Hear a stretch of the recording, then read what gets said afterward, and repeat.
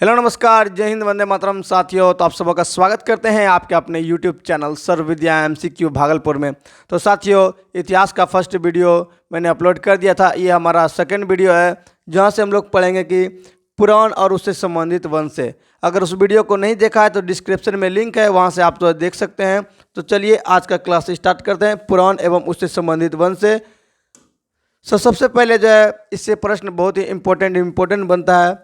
जैसे पूछा जाता है कि विष्णु पुराण जो है किस वंश से संबंधित है, तो विष्णु पुराण जो है किस वंश से संबंधित है, ऐसे सब सारे प्रश्न बनते हैं। तो इन सभी को हम लोग जो है ट्रिक के माध्यम से याद रखेंगे। किसके माध्यम से? ट्रिक के माध्यम से याद रखेंगे। जैसे कि यहाँ पर दिया गया है विष्णु पुराण। विष्णु पुराण किस वंश से संबंधित हो जाएगा? तो ये मौर्य वंश से संबंधित हो जाएगा। इसको याद रखने के लिए आपको कुछ भी नहीं करना। जैसे विष्णु पुराण का नाम आए तो भगवान विष्णु को याद करना है। किसको याद करना है? भगवान विष्णु को याद करना है। तो आप देखिएगा कि भगवान विष्णु यानी कि कृष्ण भगवान के जो है मुकुट में जो है एक मोर का पंख रहता है। तो याद हो गया। तो मौर्य वंश, मोर यानी कि इसको याद रखना है। किससे? तो विष्णु पुराण से संबंधित है। फिर आगे देखिए मत्स्य पुराण। क्या है मत्स्य पुराण? आंध्र सातवाहन वंश। किससे हो जाएगा? मत्स्य पुराण जो है आंध्र सातवाहन वंश। इसको याद रखने के लिए आपको कुछ नहीं करना है। मछली को समझना है कि उसको दिखाई नहीं देता है। पानी में क्या होता है? नहीं दिखाई देता है। मतलब आंध्र मतलब अंधेपन का उसके कारण नहीं दिखाई पड़ता है। तो मत्स्य पुराण जो हो जाएगा आंध्र सातवाहन वंश हो जाएगा। इसको भी आपको याद रखना है। चलिए अगले पर चलते हैं। अगला एक पुराण था वायु पुराण। वायु पुराण किस वंश से संबंधित हो जाएगा? तो ये गुप्त वंश से संबंधित हो जाएगा। वायु पुराण जो है गुप्त वंश से संबंधित हो जाएगा। इसको याद रखने के लिए आपको कुछ भी नहीं करना है। जैसे ही वायु का बात आए तो आपको क्या याद रखना है? वायु क्या रहता है? हमेशा गुप्त में रहता है। मतलब रहता है सब जगह, दिखता नहीं है, गुप्त रूप से गुप्त में रहता है। तो वायु जो है गुप्त वंश से संबंधित हो जाएगा। चलिए आगे की ओर बढ़ते हैं। आगे जो है पुराण के बारे में दिया गया है। तो सबसे पहले पुराण लिखा किसने, इन सभी के बारे में जानते हैं। तो सबसे पहले यहाँ देख सकते हैं कि भारतीय ऐतिहासिक कथाओं का सबसे अच्छा अगर क्रमबद्ध की बात करें तो किसमें मिलता है? तो पुराणों में मिलता है। किसमें मिलता है? पुराणों में मिलता है। और इसके रचयिता की बात करें तो लोमहर्ष है। इसके रचयिता कौन है? लोमहर्ष। और यह उसका पुत्र उग्रसर्वा, लोमहर्ष या उसका पुत्र उग्रसर्वा को माना जाता है। पुराणों के रचयिता लोमहर्ष या उसके पुत्र उग्रसर्वा को माना जाता है। और इसकी संख्या की बात करें तो संख्या कितना है? 18 है। पुराणों की संख्या कितने है? तो पुराणों की संख्या 18 है, जिनमें जो है केवल 5 में जो है राजाओं की वंशावली पाई जाती है। वो कौन कौन से है? तो मत्स्य पुराण है, वायु पुराण है, विष्णु पुराण है, ब्राह्मण एवं भागवत में ही क्या है? राजाओं की वंशावली पाई जाती है। 5 पुराण है जिसमें जो है राजाओं की वंशावली पाई जाती है। आगे की बात करें तो नोट में जो है कुछ दिया गया था लूसेंट में, तो नोट की बात करते हैं। तो नोट में पुराणों में जो है मत्स्य पुराण, ये याद रखना है, पुराणों में मत्स्य पुराण जो है सबसे प्राचीन एवं प्रामाणिक है। सबसे पुराने पुराण की बात करें तो सबसे पुराना पुराण कौन सा हो जाएगा? मत्स्य पुराण सबसे प्राचीन एवं प्रामाणिक पुराण है। आगे चलते हैं। अधिकतर पुराण जो है सरल संस्कृत श्लोक में जो है लिखे गए। किस में लिखा गया है? सरल संस्कृत श्लोक में लिखा गया है। स्त्रियां तथा शूद्र जिन्हें वेद पढ़ने की अनुमति नहीं थी, क्या थी? तो वेद पढ़ने की अनुमति नहीं थी, वे क्या करते सकते थे? पुराण सुन सकते थे। वेद नहीं पढ़ सकते थे लेकिन पुराण को सुन सकते थे। पुराणों का पाठ जो है पुजारी मंदिर में क्या करते थे? पुराणों का पाठ हम लोग क्या पढ़ रहे हैं? लूसेंट हिस्ट्री को पढ़ रहे हैं, वो भी बेसिक से। तो इन सभी को भी देखते चलना है। मंदिर में क्या करते थे? पुराणों का पाठ करते थे पुजारी, और उसको क्या करते थे? स्त्री लोग जो है सुनते थे, उसको वेद पढ़ने का अनुमति नहीं था। फिर आता है सामाजिक एवं सांस्कृतिक दृष्टि से जो है अग्नि पुराण काफ़ी महत्वपूर्ण है, महत्व है। जो है क्या है? अग्नि पुराण का काफ़ी महत्व है सामाजिक एवं सांस्कृतिक दृष्टिकोण से, जिनमें होता है राजतंत्र के साथ साथ कृषि संबंधी विवरण भी दिया गया है। अग्नि पुराण क्यों इंपॉर्टेंट है? तो इसमें जो है राजतंत्र के साथ साथ क्या है? इसमें जो है कृषि संबंधित भी क्या है? विवरण मिलता है। किसमें? अग्नि पुराण में। अब आइए कुछ जो है साहित्य थे जो कि बौद्ध, जैन एवं अन्य साहित्य है, इन सभी के बारे में जानते हैं। तो देख सकते हैं कि जातक, ये जातक जो है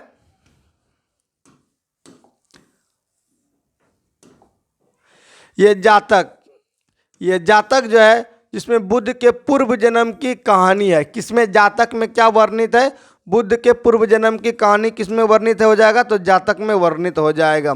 फिर एक आता है हीनयान का प्रमुख ग्रंथ कथा वस्तु है। हीनयान का प्रमुख ग्रंथ आपका कथा वस्तु हो जाएगा, जिसमें महात्मा बुद्ध का जीवन चरित्र और उनके कथाओं के साथ साथ वर्णित है। ये जो है हीनयान का प्रमुख ग्रंथ जो कथा वस्तु, इसमें महात्मा बुद्ध का जो है जीवन चरित्र और अनेक कथाओं के साथ इसका वर्णन है। फिर एक आता है जैन साहित्य। जैन साहित्य को सबसे वेरी इंपॉर्टेंट आगम कहा जाता है। क्या कहा जाता है? जैन साहित्य को आगम कहा जाता है। जैन धर्म का प्रारंभिक इतिहास जो है कल्पसूत्र से ज्ञात होता है। जैन धर्म का प्रारंभिक इतिहास किससे ज्ञात होता है? तो एक होता है कल्पसूत्र। किससे? तो कल्पसूत्र से ज्ञात होता है। फिर आगे का पॉइंट हमारा, जैन ग्रंथ भगवती सूत्र में महावीर के जीवन कृतियों तथा अन्य समकालीन के साथ अनेक संबंधों का विवरण मिलता है। एक बुक है जो कि है महावीर का जीवन कृत और उसके समकालीन का विवरण मिलता है जैन ग्रंथ। क्या नाम है? भगवती सूत्र। भगवती सूत्र में महावीर के जीवन कृत तथा अन्य समकालीन के साथ जो है उसके संबंध का विवरण मिलता है। फिर आते हैं अर्थशास्त्र। एक पुस्तक है, ये पुस्तक जो है अर्थशास्त्र, इसके लेखक की बात करते हैं चाणक्य, जिसको कौटिल्य भी कहते हैं या विष्णुगुप्त भी कहते हैं। इनका क्या क्या नाम हो जाएगा? कौटिल्य, विष्णुगुप्त या फिर जो है चाणक्य। इनका 3 नाम हो गया। यह जो है इसमें जो 15 अधिकरण एवं 180 प्रकरणों में विभाजित है। कितने? तो 15 अधिकरण है और 180 प्रकरण है इसमें मौर्य कालीन का इतिहास की जानकारी प्राप्त होती है। इससे जो है ये जो अर्थशास्त्र है, अर्थशास्त्र से क्या ज्ञात होता है? तो मौर्य कालीन का जो इतिहास। किसका इतिहास? तो यहाँ पर देख सकते हैं मौर्य कालीन इतिहास प्राप्त होता है। किसका? तो मौर्यकालीन इतिहास जो है किससे प्राप्त होता है? अर्थशास्त्र के द्वारा लिखित पुस्तक जो है अर्थशास्त्र, जो लिखित पुस्तक है चाणक्य द्वारा।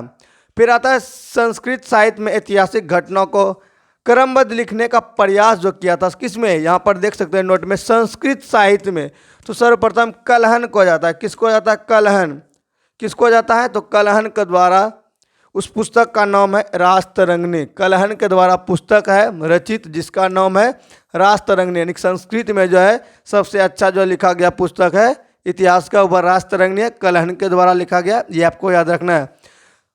राजाओं के नदी है, मतलब राजाओं किसमें जो है इस ग्रंथ में 8 सर्ग है। ये जो कलहन द्वारा रचित रासतरंगिणी है, इसमें कितने सर्ग है? 8 सर्ग है, जिन तरंगों की, जिसे क्या तरंगों की संज्ञा दी गई है। इसमें प्रारंभ से लेकर 12वीं सदी तक के कश्मीर के शासकों का वर्णन मिलता है। इसमें प्रारंभ से लेकर 12वीं सदी तक जो है कश्मीर में जो है शासक रहे उन सभी का जो विवरण मिलता है। फिर आइए एक अरब आक्रमण होता है, उसके बारे में भी लेखक है। तो अरब की सिंध विजय का वृत्तांत जो है चचनामा, यह वेरी इंपॉर्टेंट है। चचनामा मतलब लेखक कौन है? अली अहमद है। यह चचनामा नाम का पुस्तक है और इसके लेखक अली अहमद है। और इसमें क्या मिलता है? अरबों का सिंध विजय वृत्तांत। अरब जब आक्रमण किए थे सिंध पर, जो विजय प्राप्त किए थे, उसका विवरण मिलता है किसमें? चचनामा में, जो कि अली अहमद के द्वारा लिखा गया था। इसमें सुरक्षित है।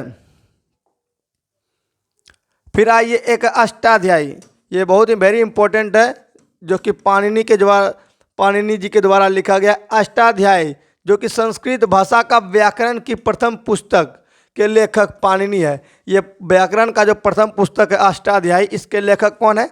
तो पाणिनि है। इसमें मौर्य के पहले का इतिहास तथा मौर्ययुगीन राजाओं के अवस्था की जानकारी प्राप्त होती है। इसमें क्या था? मौर्य के पहले के इतिहास तथा मौर्ययुगीन राजनीतिक की अवस्था की जानकारी प्राप्त होती है। नोट में कुछ दिया गया है। नोट में अष्टाध्यायी में पहली बार लिपि शब्द का प्रयोग हुआ था। क्वेश्चन पूछा जाएगा किसमें जो है पहली बार लिपि शब्द का प्रयोग हुआ था? तो अष्टाध्यायी। अष्टाध्यायी के लेखक कौन है? तो पाणिनि है। कौन है? तो पाणिनि है। आइए आगे को चलते हैं। कात्यायनी की गार्गी संहिता, एक क्वेश्चन यहाँ पे बनता है कि गार्गी संहिता किसका है? तो कात्यायन की गार्गी संहिता एक ज्योतिष ग्रंथ है। कैसा ग्रंथ है? तो एक ज्योतिष ग्रंथ है। किस तरह का ज्योतिष ग्रंथ है? फिर भी इसमें भारत पर होने वाले यवन आक्रमण का उल्लेख मिलता है। ये ज्योतिष ग्रंथ है, फिर भी जो है इसमें जो है भारत पर जो यवन आक्रमण हुआ है इसके बारे में इसमें मिलता है। पतंजलि पुष्यमित्र शुंग के पुरोहित थे। ये वेरी इंपॉर्टेंट क्वेश्चन बनता है। तो जो है पतंजलि जो है किसके पुरोहित थे? पुष्यमित्र शुंग के पुरोहित थे। ये आगे देखने के लिए मिलेगा जब चैप्टर वाइज पढ़ेंगे शुंग के बारे, शुंग काल के बारे में, तो ये सभी आएगा। ये लूसेंट में क्या है, प्रारंभ में जो है सभी का नोट्स एक जेन्युइन तरीके से दे दिया गया है, ताकि आगे जो नाम आए इस तरह का तो आपको इसकी जानकारी पहले से करा दी जाती है। पुरोहित थे, इनके महाभाष्य से, देखिए ये क्या लिखे, महाभाष्य से शुंग के इतिहास का पता चलता है। किसके, पतंजलि पुष्यमित्र जो है, इसके महाभाष्य से जो है क्या इतिहास का पता चलता है। किसके, तो शुंग काल का जो इतिहास था इसके बारे में पता चलता है। अब आइए विदेशी यात्रियों से निम्नलिखित प्रमुख जो जानकारी मिलता है वह सब देखेंगे। विदेशी यात्री जब आए तो वह बहुत सारे बुक लिखे, किताब लिखे, कौन कौन क्या लिखे, तो इसमें विभिन्न प्रकार के जो है लेखक आएंगे, जैसे टेसियस हो गया, आगे हेरोडोटस होगा, फिर चलकर जो मेगास्थनीज होगा। यानी कि लूसेंट में जितना भी दिया गया है सभी को कवर किया गया, एक भी इसमें नहीं छोड़ा गया है। तो चलिए सभी को एक एक करके देखते हैं। सबसे पहले टेसियस आता है। टेसियस के बारे में प्रश्न भी पूछा जाता है। तो ये टेसियस कहाँ का था, तो ईरान का था, राजवैद्य। क्या था, ईरान का ये राजवैद्य था। ईरान का क्या था, ये राजवैद्य था।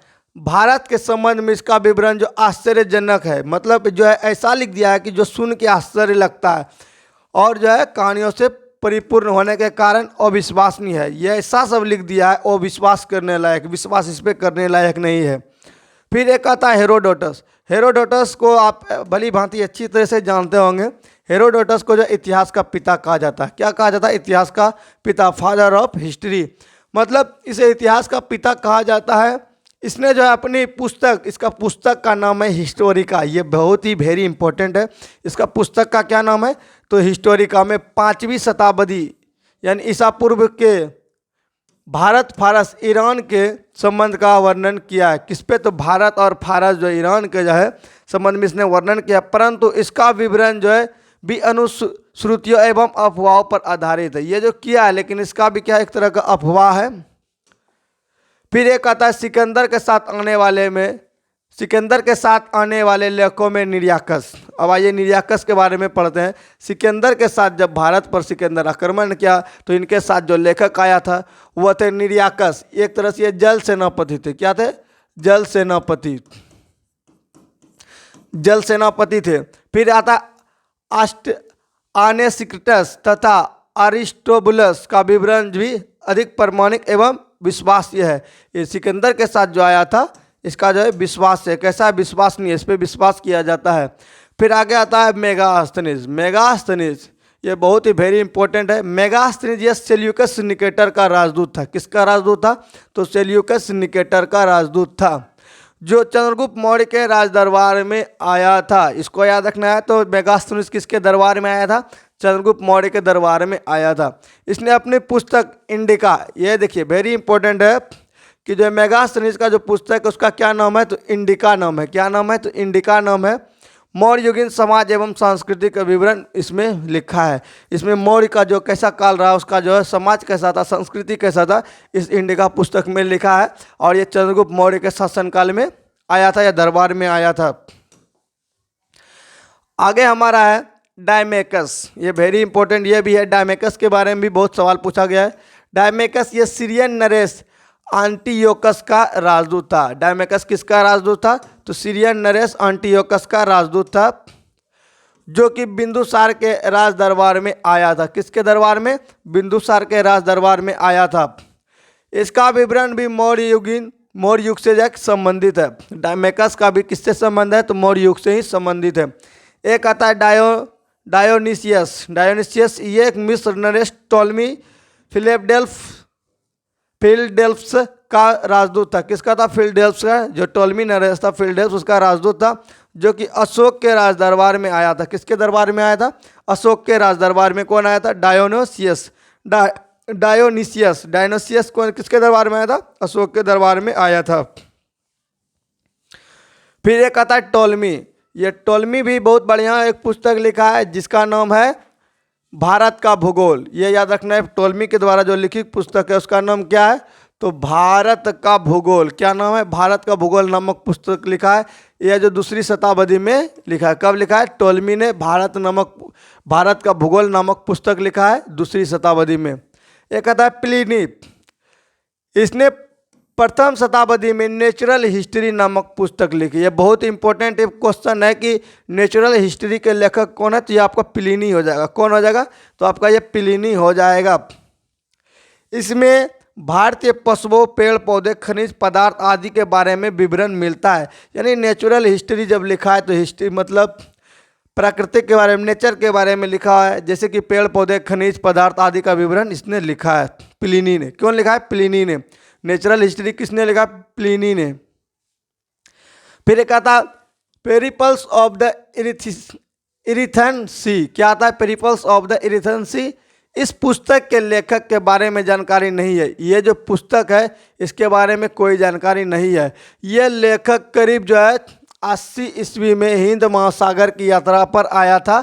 इसने उस समय भारत के बंदरगाह तथा व्यापारी वस्तुओं के बारे में क्या किया था, जानकारी दिया था। यह पेरिपल्स ऑफ द इरिथियन सी जो था, इसे क्या किया था, तो जो है बंदरगाह, व्यापारिक वस्तुओं के बारे में जानकारी दिया था। वो करीब जो है 80 ईस्वी में आया था। कब आया था, 80 ईस्वी में आया था।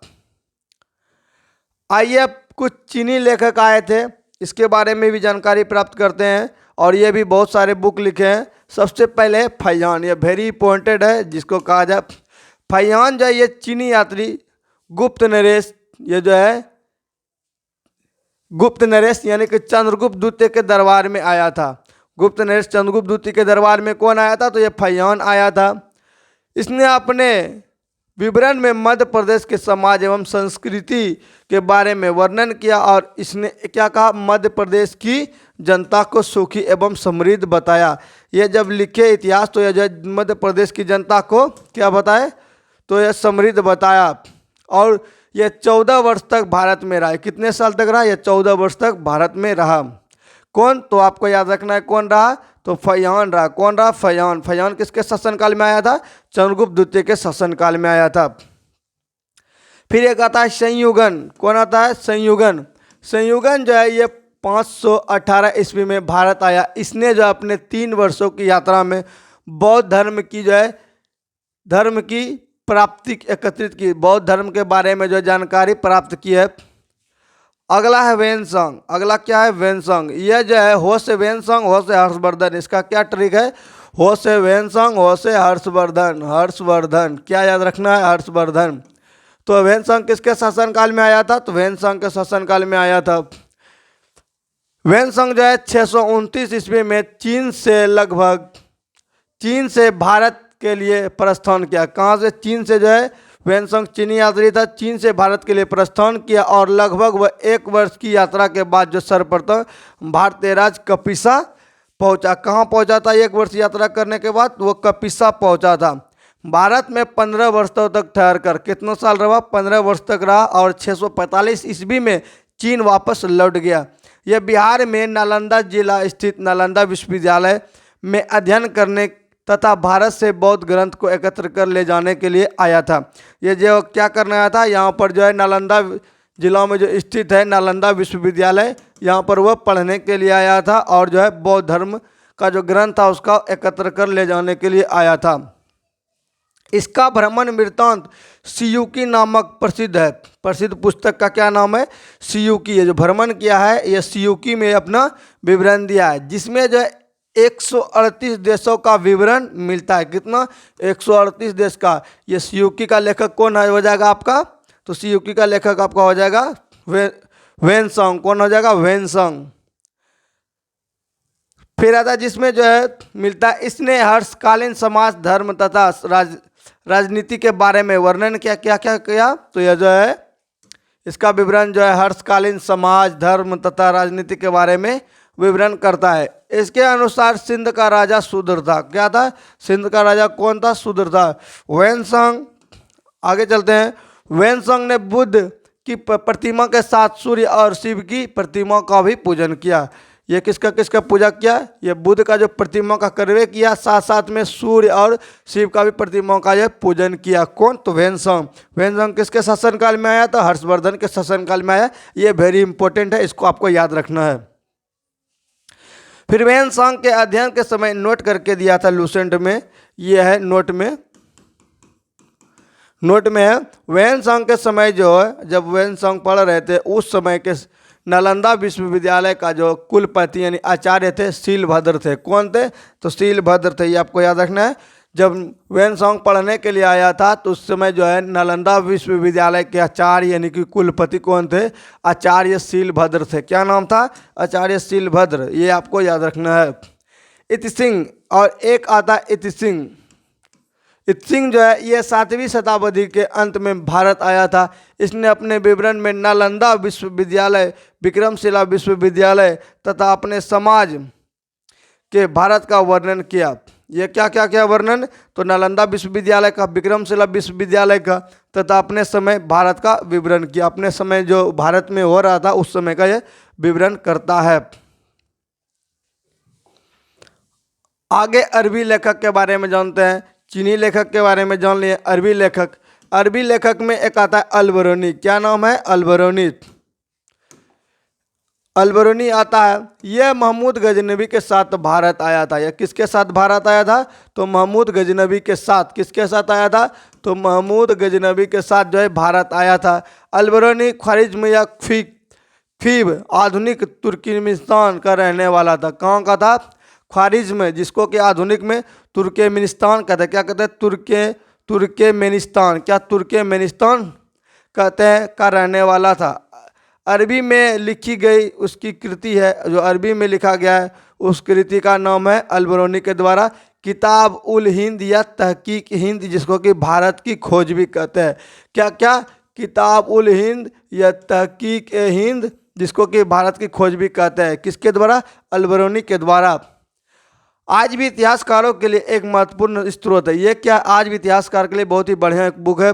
ये एक विस्तृत ग्रंथ है जो धर्म और दर्शन, त्यौहार, खगोल विज्ञान, कीमिया, रीति रिवाज तथा प्रथाओं, सामाजिक जीवन, भारतौल तथा मापन विधि, मूर्तिकला, कानून, मापतंत्र, विज्ञान आदि विषयों के आधार पर क्या है? ये बहुत ही इम्पोर्टेंट यानी कि 80 अध्याय में विभाजित है। ये जो है कितने अध्याय में? 80 अध्यायों में विभाजित है। अतएव और क्या है इसमें जो है राजपूत कालीन समाज, धर्म, रीति रिवाज, राजनीतिक आदि पर जो है सुंदर प्रकाश डाला गया है। तो ये पुस्तक जो है किताब उल हिंद या तहकीक हिंद, जिसको कि भारत भी खोज कहते हैं, अल-बरूनी के द्वारा जो लिखा गया है, इसमें क्या है इन सभी के बारे में लगभग जो है 80 अध्यायों पर यह विभाजित है। कितने अध्यायों पर यह विभाजित है? 80 अध्यायों पर विभाजित है। इसमें जो राजपूत कालीन समाज, धर्म, रीति रिवाज के भी बारे में बहुत सुंदर प्रकाश डाला गया है। अगला आता है इब्न बतूता। ये इब्न बतूता के बारे में सवाल पूछा जाता था। इसके द्वारा जो है अरबी भाषा में लिखा गया है, उसका यात्रा वृत्तांत रेहला कहा जाता है। क्या कहा जाता है? तो रेहला कहा जाता है। 14वीं शताब्दी में भारत उपमहाद्वीप के सामाजिक तथा सांस्कृतिक जीवन के विषय में बहुत ही प्रचार तथा सबसे रोचक जानकारी देता है। 1333 ईस्वी में दिल्ली पहुंचने पर इसकी विद्वता से प्रभावित होकर सुल्तान महमूद बिन तुगलक ने क्या करता है? महमूद बिन तुगलक ने उसे दिल्ली के काजी या न्यायाधीश नियुक्त करता है। दिल्ली का काजी या न्यायाधीश इसको नियुक्त करता है। एक अन्य लेखक आता है जिसका नाम क्या था? तारानाथ। आइए, तारानाथ एक तिब्बती लेखक था, इसके बारे में पढ़ते हैं। तारानाथ क्या था? तारानाथ एक तिब्बती लेखक था। इसने कंगयूर तथा तंगयूर नामक ग्रंथ की रचना की। किसके बारे में? कंगयूर तथा तंगयूर ग्रंथ की रचना किसने किया? तो तारानाथ ने किया। तारानाथ जो एक तिब्बती लेखक था। इसने भारतीय इतिहास के बारे में जानकारी, इसमें जो है किसका जानकारी? भारत के इतिहास के बारे में जानकारी मिलता है। एक आता है मार्को पोलो। मार्को पोलो जो है ये 13वीं शताब्दी का जो है अंत में जो है पांड्य देश की यात्रा पर आया था। पांड्य देश की यात्रा पर कौन आया था? तो मार्को पोलो, ये 13वीं शताब्दी में आया था। इसका विवरण पांड्य इतिहास के अध्ययन के लिए उपयोगी है। इसका इतिहास किसके लिए? पांड्य देश के लिए उपयोगी होता है। अब आइए पुरातत्व संबंधित जो है जो मिलता है जानकारी, इसके बारे में जानते हैं। पुरातत्व संबंधी साक्ष्य से मिलने वाला जानकारी। तो सबसे पहले आता है भारतीय पुरातत्व शास्त्र का पितामह, यानी पुरातत्व संबंधी जानकारी में सबसे पहले इसके फादर को जानते हैं। तो भारतीय पुरातत्व से भारतीय पुरातत्व शास्त्र का पितामह जो है, father of Indian archaeology, sir Alexander Cunningham को कहा जाता है। किसको कहा जाता है? सर अलेक्जेंडर कनिंघम को क्या कहा जाता है? भारतीय पुरातत्व शास्त्र का पितामह कहा जाता है। 1400 ईसा पूर्व के अभिलेख में बोगाज कोई, जो कि एशिया माइनर के नाम से भी जाना जाता है, तो 1400 ईसा पूर्व में अभिलेख को बोगाज कोई एशिया माइनर से वैदिक देवता मित्र, वरुण, इंद्र और नासत्य यानी अश्वनी कुमार का जो है क्या होता है? नाम मिलता है। किसका किसका? तो आपको याद रखना है, मित्र, वरुण, इंद्र और नासत्य और अश्वनी कुमार का नाम मिलता है। फिर आता है मध्य भारत में भागवत धर्म विकसित होने का प्रमाण जो मिलता है, किससे मिलता है? वो होलियोडोरस, किससे? होलियोडोरस के वेसन यानी कि विदिशा गरुड़ स्तंभ लेख से प्राप्त होता है। तो मध्य भारत में जो विकसित जो है, मध्य भारत में भागवत धर्म विकसित होने का प्रमाण किससे मिलता है? होलियोडोरस के वेसनगार यानी कि विदिशा गरुड़ स्तंभ से प्राप्त होता है। आइए सर्वप्रथम भारतवर्ष का जिक्र जो है हाथी गुफा अभिलेख से प्राप्त होता है, ये भी आपको याद रखना है। सर्वप्रथम जो हाथी गुफा अभिलेख का जो है जिक्र किससे प्राप्त होता है? भारतवर्ष का जिक्र किससे प्राप्त होता है? तो हाथी गुफा अभिलेख से प्राप्त होता है। किससे प्राप्त होता है? तो हाथी गुफा अभिलेख से प्राप्त होता है।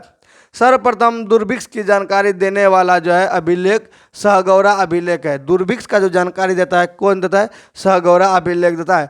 इस अभिलेख में संकट काल के समय जो है, इस अभिलेख में जो है संकट काल में उपयोग हेतु खाद्यान्न सुरक्षित रखने का उल्लेख है। ये जो आप पढ़े सर्वप्रथम दुर्भिक्ष की जानकारी देने वाला सहगौरा अभिलेख है, ये संकट के समय जो है उपयोग में लाए जाने वाले खाद्य पदार्थ को सुरक्षित रखने के बारे में जानकारी देता है।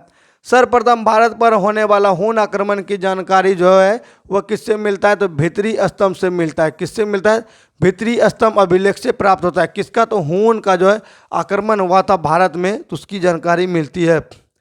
फिर आता है सती प्रथा का पहला लिखित साक्ष्य, सती प्रथा हुआ था, इसका लिखित साक्ष्य अभिलेख जो है किससे मिलता है? तो भानुगुप्त शासक से होता है। किस? एरन अभिलेख है जो कि भानुगुप्त के द्वारा लिखा गया। एरन अभिलेख जिसका जो है भानुगुप्त इसका लेखक है, यह भानुगुप्त के द्वारा लिखा गया है।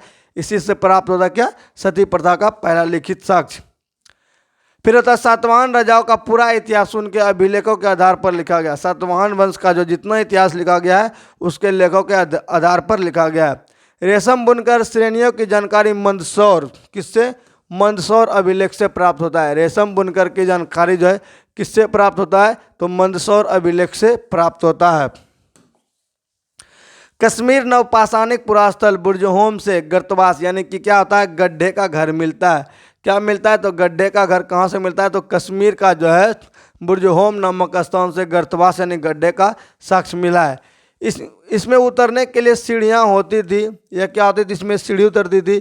यह मनुष्य के साथ इसके पालतू कुत्ते को भी दफनाने की प्रथा प्रचलित थी। यहाँ क्या होता था? बुर्जहोम में गड्ढा का घर जो मिला है, यहाँ पर जो है मनुष्य के साथ साथ जो पालतू कुत्ते को भी दफना दिया था, यह दफना दिया जाता था, प्रचलित था। वहाँ पर दफनाने का प्रथा प्रचलित था। प्राचीनतम सिक्कों को आहत कहते थे, ये वेरी इंपॉर्टेंट है। प्राचीनतम सिक्कों को क्या कहते थे? प्राचीनतम सिक्कों को आहत कहा जाता है और इसे साहित्य में कसारपन कहा जाता है। प्राचीनतम सिक्कों की बात करें तो इसको साहित्य में कसारपन कहते हैं, वही जो है इसको सिक्कों को क्या कहते हैं? आहत कहते हैं। सर्वप्रथम सिक्कों पर लेख लिखने का कार्य जो यवन राजदूत ने किया था, यवन शासक ने किया था। सर्वप्रथम सिक्कों पर लेख किस पर? तो सिक्कों पर लेख लिखने का कार्य जो है यवन शासक के द्वारा किया गया था। किसके द्वारा? तो यवन शासक के द्वारा किया गया था। आइए कुछ महत्वपूर्ण अभिलेख है जो कि एग्जाम में बार बार पूछा जाता है, इसको भी देखते चलते हैं और कुछ इसमें ट्रिक भी लगाएंगे जिसको कि हमें याद रह सके ज़्यादा समय तक। तो महत्वपूर्ण अभिलेख इधर है, उधर शासक है और शासक जो है कभी कभी यहाँ पर लंबा होने के कारण यहाँ पे कट कर आ गया है, इसके लिए टेंशन नहीं लेना है। तो देख लीजिए हाथी गुफा अभिलेख। एक सेकंड साथियों, क्या है? हाथी गुफा अभिलेख। हाथी गुफा अभिलेख तिथि रहित अभिलेख। क्या है? हाथी गुफा अभिलेख तिथि रहित अभिलेख है और इसमें जो कौन से राजा के बारे में जानकारी मिलती है? कलिंग राज खारवेल। किसके बारे में? कलिंग राज खारवेल। इसको एक ट्रिक से याद रखते हैं। हाथी का जैसे ही जिक्र किया जाए, हाथी का अगर जिक्र किया तो उसका शरीर क्या होता है? हाथी का शरीर मान लीजिए सूढ़ है, मुंडा है।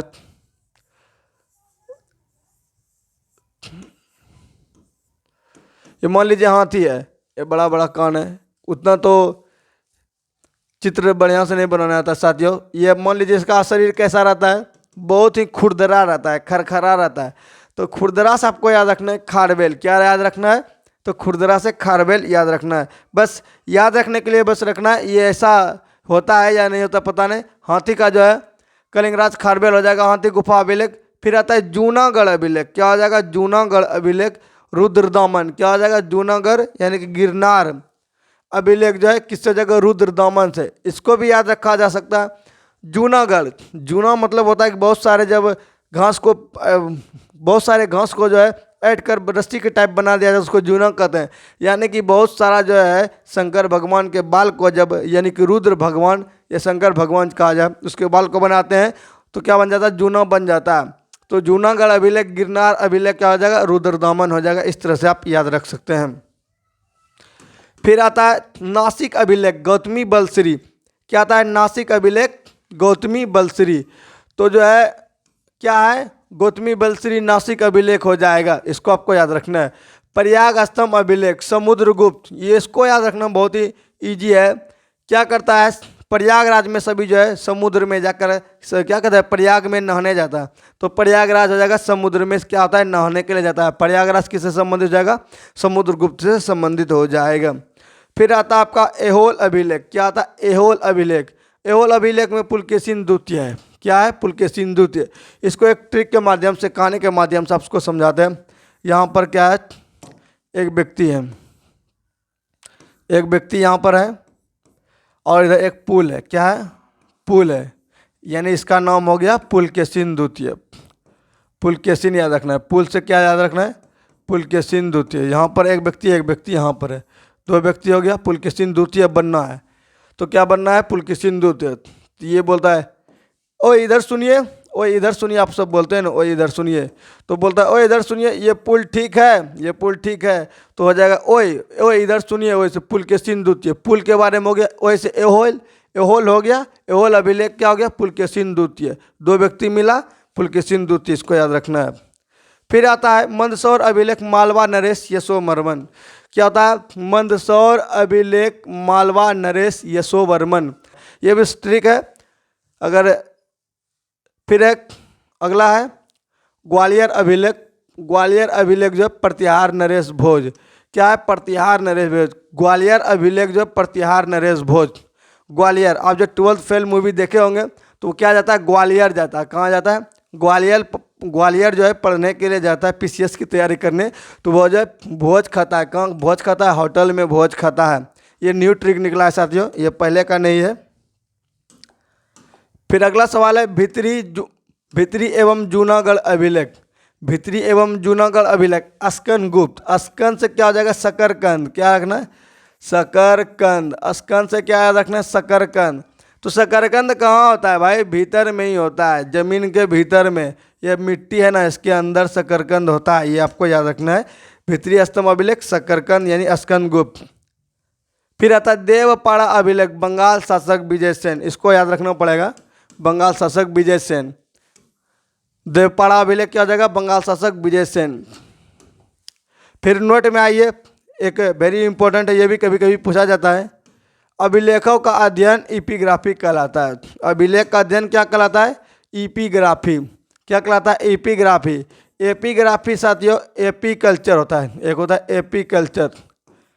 एपिग्राफी तो हो गया आपका अभिलेखों का अध्ययन। एपीकल्चर की बात करें तो एपीकल्चर आपका होता है मधुमक्खी पालन। क्या होता है? मधुमक्खी पालन। मधुमक्खी पालन, एपीकल्चर। क्या हो जाएगा? एपीकल्चर। फिर आइए अगला, अरिकमेडु, पुडुचेरी के निकट जो रोमन के सिक्के प्राप्त हुए। अरिकमेडु जो है जहाँ के पुडुचेरी के निकट किसके सिक्के प्राप्त हुए? तो रोमन के सिक्के प्राप्त हुए हैं। रोमन के सिक्के प्राप्त हुए हैं। फिर नोट, ये लूसेंट के नोट में दिया गया है। सबसे पहले भारत के संबंध में जो है बर्मा, जिसको सुवर्ण भूमि, वर्तमान में म्यांमार, मलाया स्वर्ण द्वीप जिसको कहते हैं, कंबोडिया जिसको कंबोज कहते हैं, और जावा यवद्वीप कहते हैं। से स्थापित हुए। किससे किससे स्थापित हुए? तो बर्मा, म्यांमार जिसको कहते हैं, मलाया जिसको स्वर्णद्वीप कहते हैं, कंबोडिया यानी कि कंबोज और जावा यह द्वीप स्थापित हुए हैं। यह सभी नोट में दिया गया था। फिर उत्तर भारत में मंदिरों की कला की शैली नागर शैली, यहाँ वेरी इंपॉर्टेंट है। उत्तर भारत का जो है किस शैली पर है? तो नागर शैली, तथा दक्षिण भारत की मंदिरों की कला जो है द्रविड़ शैली है। उत्तर भारत में जो है नागर शैली है और दक्षिण भारत में जो है द्रविड़ शैली है। और यदि द्रविड़ शैली कहलाती है, यह है दक्षिणापथ के मंदिरों के निर्माण नागर और द्रविड़ शैली। देखिए, उत्तर भारत के मंदिर की कला की शैली की बात करें तो वह नागर शैली है, एवं दक्षिण भारत मंदिरों की कला द्रविड़ शैली कहलाती है। दक्षिणापथ के मंदिर का निर्माण जो है नागर और द्रविड़ शैली यानी दोनों शैलियों को मिलाकर बनाया गया, यानी प्रभाव पड़ा है, अतः इसे वेसर शैली कहते हैं। यानी कि उत्तर भारत को नागर शैली और दक्षिण भारत को द्रविड़ शैली, और इन दोनों के बीच को है वेसर शैली। क्या कहते हैं? क्या कहते हैं? उन दोनों के बीच को वेसर शैली कहते हैं। एक था पंचायतन शब्द मंदिर रचना शैली से पंचायतन शब्द मंदिर रचना शैली से संबंधित है। किससे संबंधित है? तो ये जो है रचना शैली से संबंधित है। एक हिंदू मंदिर तब पंचायतन शैली कहलाता है जब मुख्य मंदिर 4 सहायक मंदिर से घिरा होता है। तो पंचायतन किसको कहते हैं? जब हिंदू का जो है एक मंदिर जो है 4, और जब जो है मुख्य मंदिर जो है 4 सहायक मंदिर से घिरा होता है। अगर फोटो की बात करें तो यह मान लीजिए कि हमारा मुख्य मंदिर है, यह अगर मुख्य मंदिर है तो इसके जो है 4 अन्य मंदिर जो है सहायक मंदिर है, और ऐसे शैली को क्या कहते हैं? पंचायतन शैली कहते हैं। क्या कहते हैं? पंचायतन शैली कहते हैं। पंचायतन मंदिर के उदाहरण है, जैसे पंचायतन मंदिर का भी उदाहरण है, जैसे कंदरिया महादेव मंदिर खजुराहो, ब्रह्मेश्वर मंदिर भुवनेश्वर, लक्ष्मण मंदिर खजुराहो, लिंगराज मंदिर भुवनेश्वर उड़ीसा जो है, दशावतार मंदिर देवघर उत्तर प्रदेश, गोंडेश्वर मंदिर महाराष्ट्र। ये सब क्या है? पंचायतन मंदिर का उदाहरण। पंचायतन मंदिर में जो एक मुख्य मंदिर रहेगा और 4 जो है सहायक मंदिर रहता है, इसको कहते हैं पंचायतन मंदिर। क्या कहते हैं? पंचायतन मंदिर। क्या कहते हैं? पंचायतन मंदिर। पंचायतन मंदिर कहते हैं।